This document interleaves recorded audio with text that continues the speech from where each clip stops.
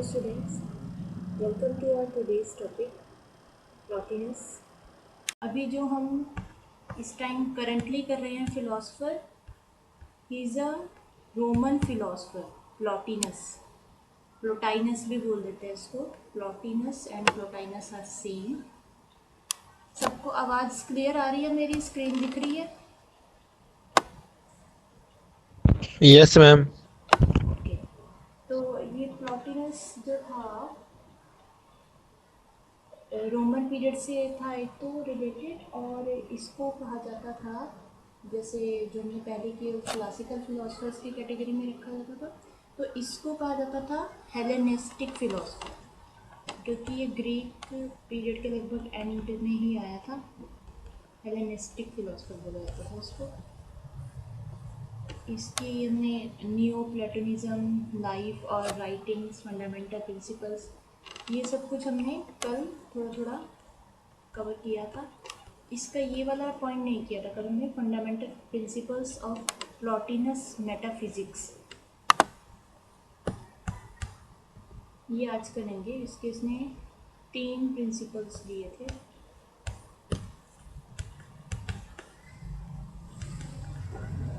तो प्लॉटिनस जिस पीरियड से बिलोंग करता था, 3rd सेंचुरी से, है ना, 3rd सेंचुरी के जो मिड तक फिलॉसफी के वर्ल्ड में दो तरह के कैटेगरीज इमर्ज हो गई थी।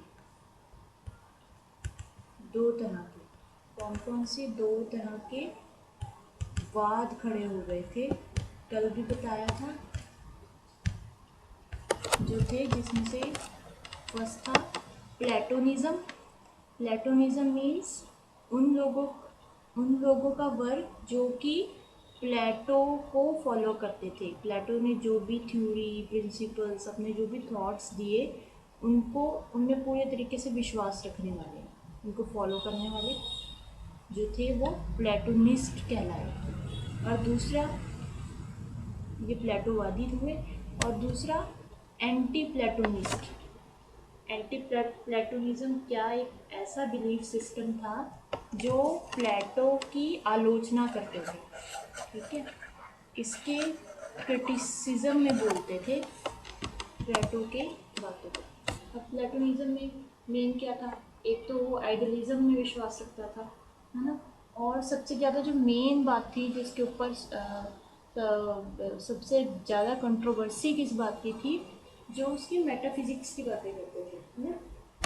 अब प्लॉटिनस जो हम कर रहे हैं इस टाइम करंट टॉपिक, वो भी इसी से रिलेटेड है, क्योंकि उसने भी अपने मेटाफिजिक्स के जो मेन प्रिंसिपल्स दिए, that is all based on the existence of soul.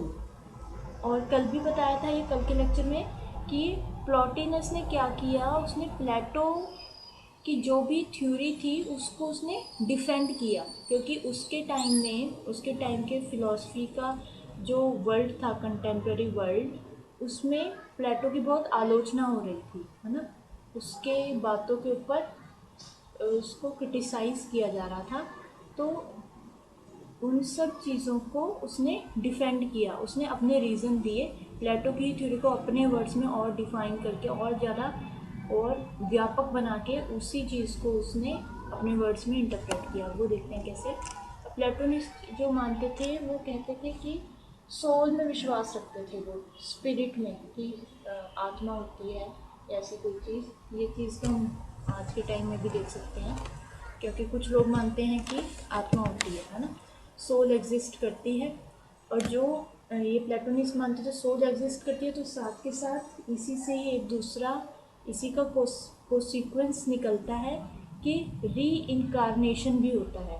री इनकारनेशन मीन्स पुनर्जन्म, कि सो वही इमोर्टल होती है, अमर, और ये जो है पुनर्जन्म लेती रहती है अलग अलग बॉडीज़ में।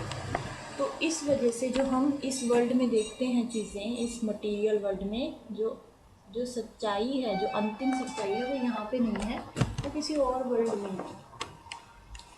और ये इनके बिलीफ्स थे। गॉड होता है एक, एक गॉड होता है, कोई एंजल होता है ना, आइडियाज़ की ज़्यादा वैल्यू है ओवर द मैटर, सोल्स होती हैं, इन सब का कंसेप्ट प्लेटोनिज्म में माना गया। एंटी प्लेटोनिस्ट दूसरी जगह नहीं मानते थे कि सोल जैसी कोई चीज़ होती है, वो पुनर्जन्म में भी विश्वास नहीं रखते और कहते हैं कि रियलिटी कहीं और नहीं, जो जो इस वर्ल्ड में रह रहे हैं हम इसी वर्ल्ड के अंदर है, ठीक है। जो जो भी होना है वो इसी वर्ल्ड में होना है, और जो भी सच्चाई है हमारे से रिलेटेड अंतिम सच्चाई, वो हमें कोई अलग अलग जन्म नहीं होने वाला, इसी में ही है। सिर्फ हम एक क्या है, एक बायोलॉजिकल बैलेंस है, हम सोल नहीं है, हम बॉडी ही हैं। और हमारे ये सांसों का, ब्लड्स का अंदर ये बायोलॉजिकल एक सिस्टम बना हुआ है, और जिस दिन ये सिस्टम इम्बैलेंस हो जाएगा तो हम नहीं रहेंगे, वो एग्जिस्टेंस भी ख़त्म हो जाएगी। तो जो रियलिटी है वो इसी वर्ल्ड में लाई करती है। ये एंटी प्लेटोनिस्ट के कंसेप्ट्स क्या हैं कि पैसा, प्रॉपर्टी, है ना, क्योंकि जो भी सच्चाई है वो इसी में ही है, इसके अलावा और कोई वर्ल्ड है ही नहीं।